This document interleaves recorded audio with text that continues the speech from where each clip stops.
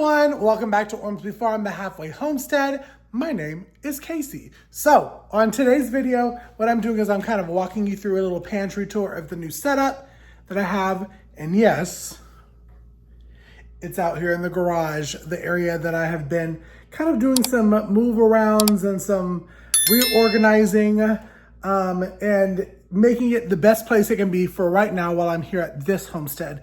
To have my canning stuff, because it's garden season. It's about to be canning season very soon, and I'm going to be having a lot of jars going on there, so I wanted it to be in the best location possible. So without further ado, let's go ahead and get into the intro and get into showing you what I got.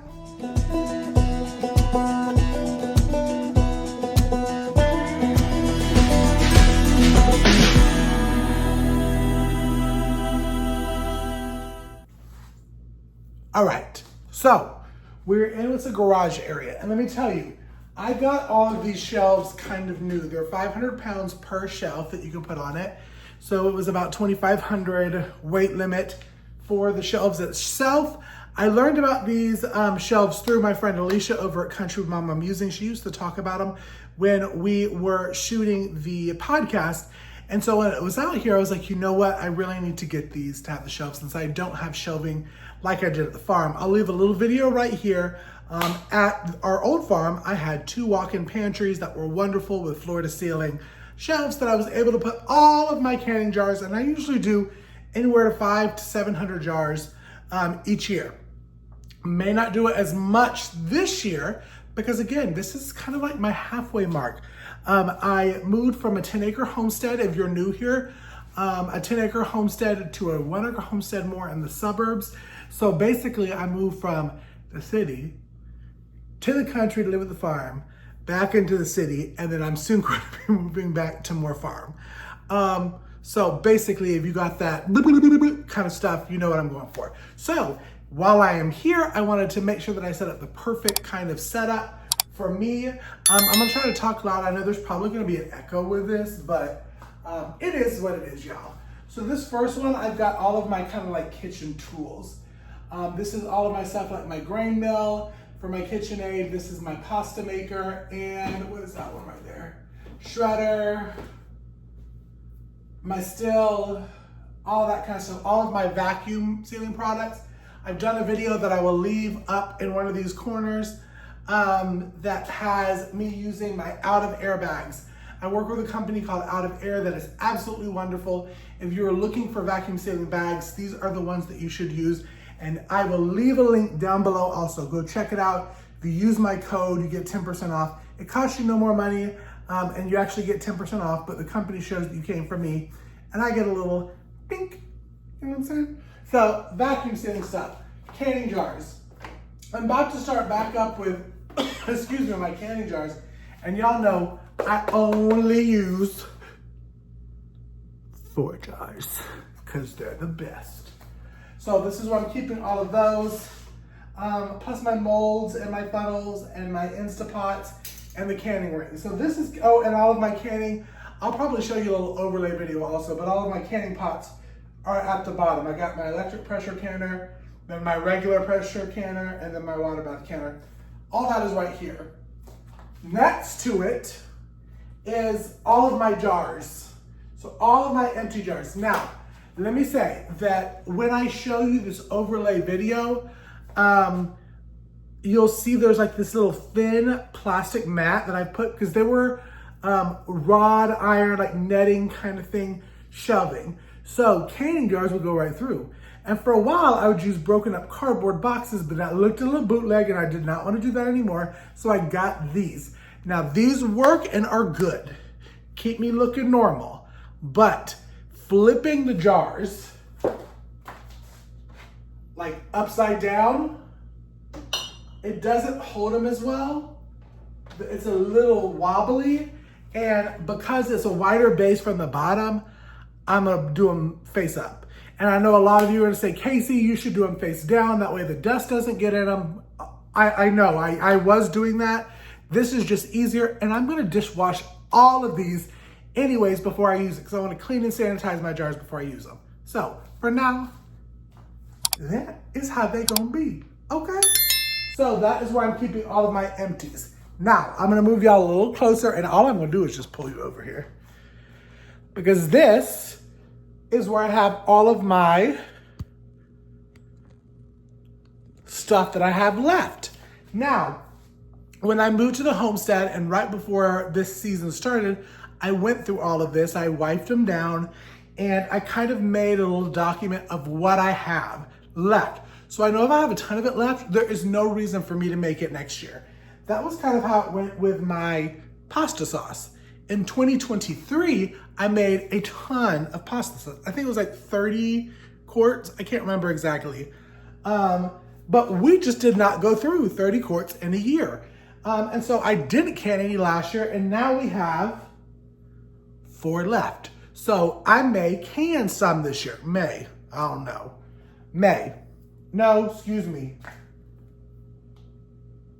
I got 8. So probably, I don't know. I don't know. I may. Don't hold me to it, y'all. But that is one good reason when you go through your pantry shelves to see what you've used. Like, I canned a lot of this barbecue sauce. It's really good. We just didn't go through the 4 billion that I canned because I have to remember, I am not a family of 900. So when I do that, I can like I'm a family of 900. But that's what I did. I went through every single one. I did kind of meals and pickles. This is more mom's side of the woods, here's what I call it. And I got my tomato products and my fruit products down here. So right up at the top, one thing that I have that I love is I love to can soups. Soups or dinners or leftovers. Now right up here at the top is we got the tomato soup base. Now I don't put the cream in it. When you open it and reheat it, you can add the cream then and you have a wonderful creamy tomato soup that is absolutely so delicious. Right here, mom is a cabbage and potato fan in soups. This boy is not. So this is hers. She loves them. This is cabbage and potatoes. We had cabbage from a dear friend at the farmer's market at our old farm that we canned, and potatoes from also a very dear friend.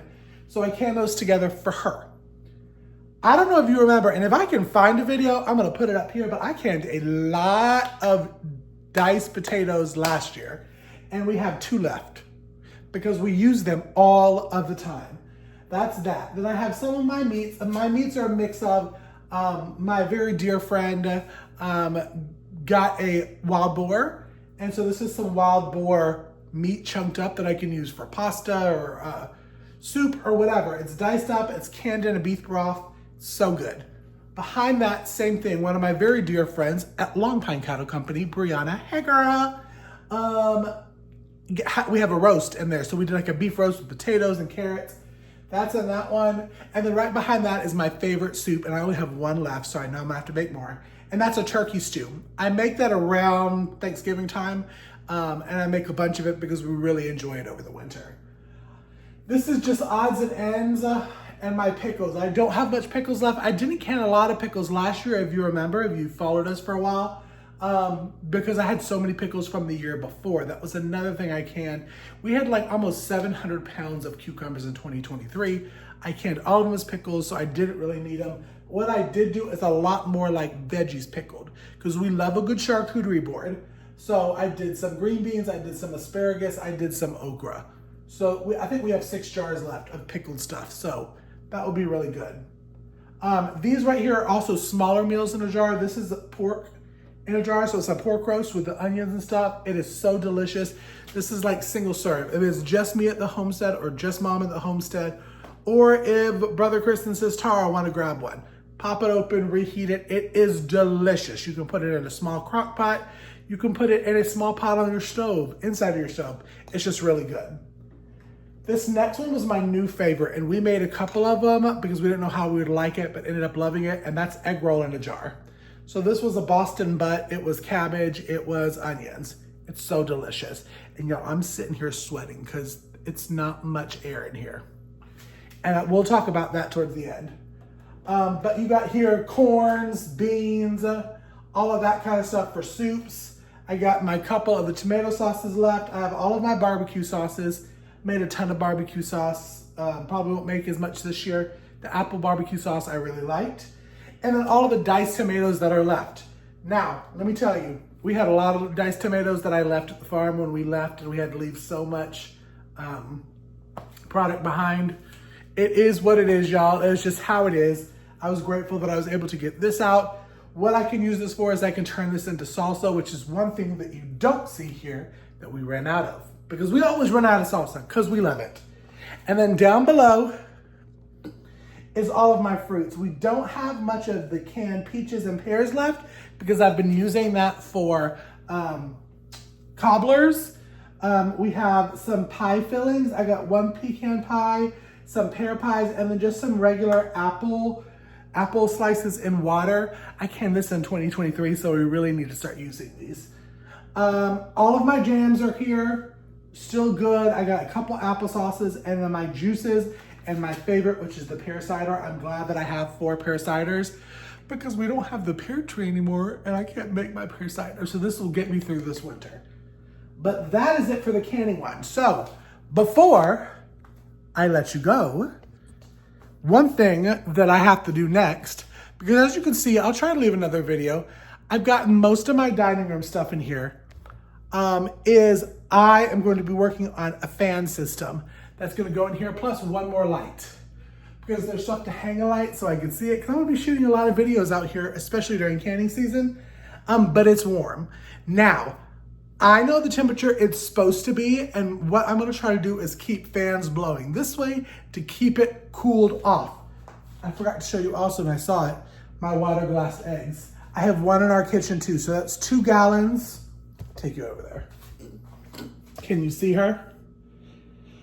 And my dear friend Monica over at Bland's Promise and Ranch got me these gallon jars, and I actually ended up buying another order of them because I love them so much.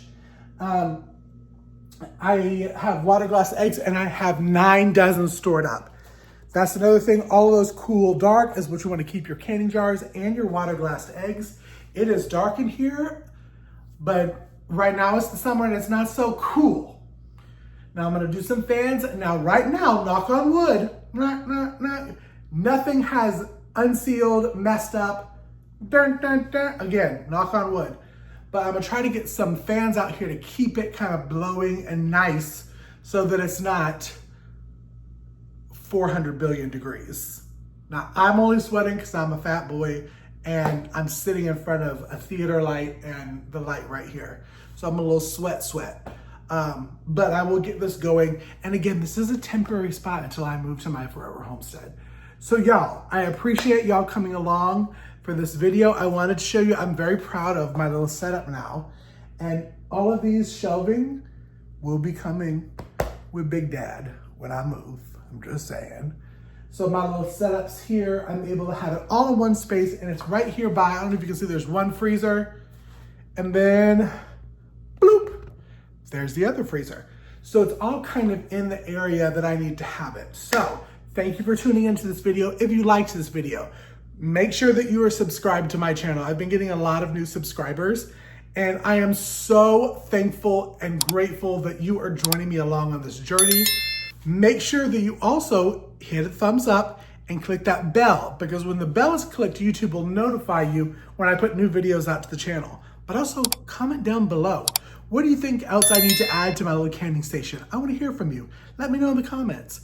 But also, you can follow me on social media and add comments. I'm at Instagram, I'm at Facebook, I'm at Threads, all at Ormsby Farms, and I will see y'all on the next video. Bye, y'all. Be blessed. I'm gonna go back to the canning place.